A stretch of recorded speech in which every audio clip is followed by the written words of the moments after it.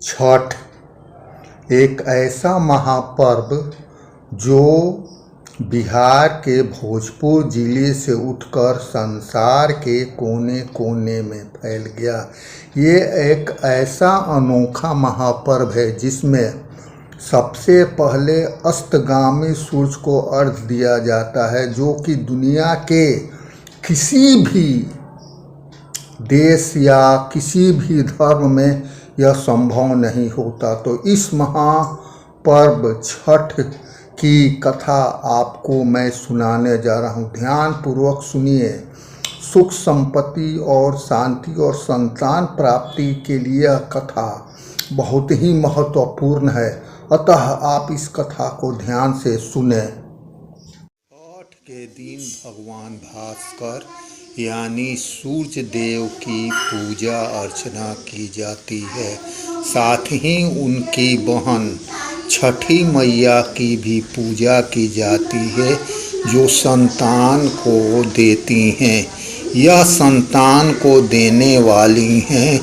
सूर्य हमें सुख समृद्धि और ऊर्जा प्रदान करते हैं और माँ छठी हमें संतान का सुख देती है। अतः हमें पूरे मन से छठी मैया की पूजा करनी चाहिए और भगवान सूर्य की भी पूजा करनी चाहिए। तो आइए चलते हैं, माँ छठी के आशीर्वाद की एक कथा सुनाते हैं। एक कथा के अनुसार प्रथम देवासुर संग्राम में जब देवता असुरों से हार गए, तब देव माता अदिति ने तेजस्वी पुत्र की प्राप्ति के लिए देवारण्य के देव सूर्य मंदिर में रणवे में अपनी पुत्री की आराधना की थी। तब प्रसन्न होकर छठी मैया यानी षष्ठी देवी मैया ने उन्हें सर्वगुण संपन्न तेजस्वी पुत्र होने का वरदान दिया था, जिसके फलस्वरूप उन्हें तेजस्वी पुत्र की प्राप्ति हुई थी। एक प्रचलित कथा के अनुसार, जो रामायण काल की है, जब भगवान राम अपने अनुज लक्ष्मण और अपनी भार्या सीता के साथ अयोध्या वापस लौटे लंका विजय करके, तब माता सीता ने शुक्ल पक्ष के कार्तिक मास में षष्ठी तिथि को माँ छठी का उपवास किया था, जिसके फलस्वरूप उन्हें पुत्र धन की प्राप्ति हुई थी। कार्तिक मास शुक्ल पक्ष के षष्ठी के दिन माँ का उपवास रखा, जिसकी वजह से उन्हें लवकुश जैसे पुत्र की प्राप्ति हुई थी। इस कारण छठ शुक्ल पक्ष के कार्तिक माह में षष्ठी तिथि को मनाने की परंपरा हो गई। किंतु खड़ा होकर सूर्य भगवान को अर्घ्य दिया करता था, इसलिए भी यह परंपरा चल पड़ी कि सूर्य भगवान को अर्घ्य। काल में जब पांडवों का राजपाट और सब कुछ छिन गया, वे दर दर भटकने लगे, तो उनकी भार्या यानी पत्नी द्रौपदी ने छठी माँ का व्रत किया। इनके आशीर्वाद से उन्हें अपना। प्राचीन काल की बात है, एक राजा प्रेमव्रत और उनकी पत्नी मालिनी थी। उनका कोई पुत्र नहीं था। इस पर वे बहुत ज़्यादा दुखी थे।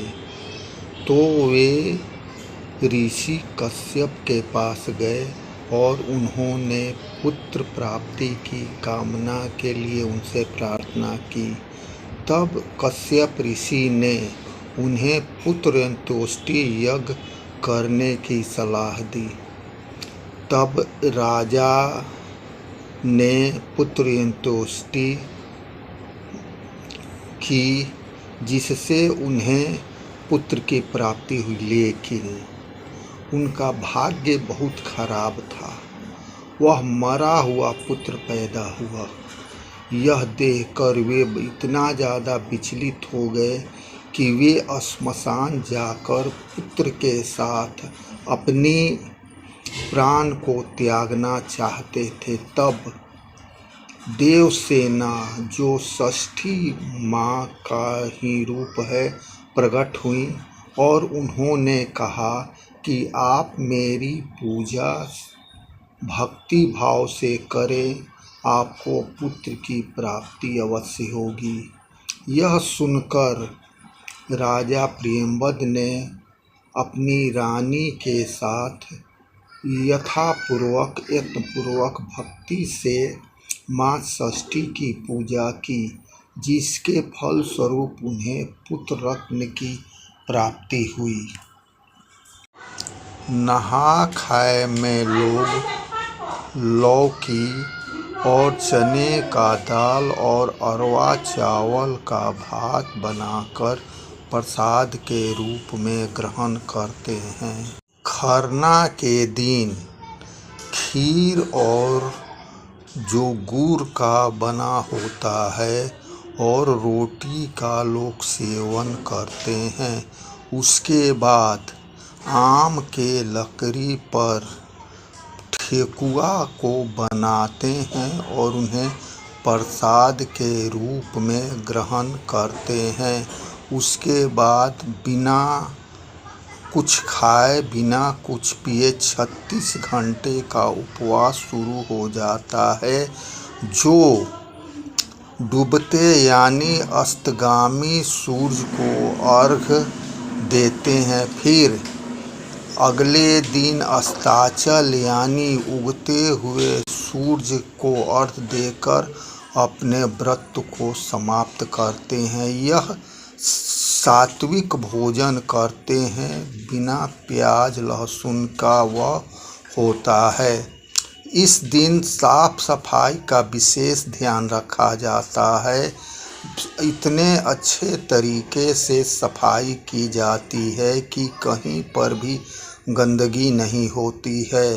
तो छठ पूजा साफ सफाई का बहुत बड़ा पर्व है, अतः इसे महापर्व कहा जाता है।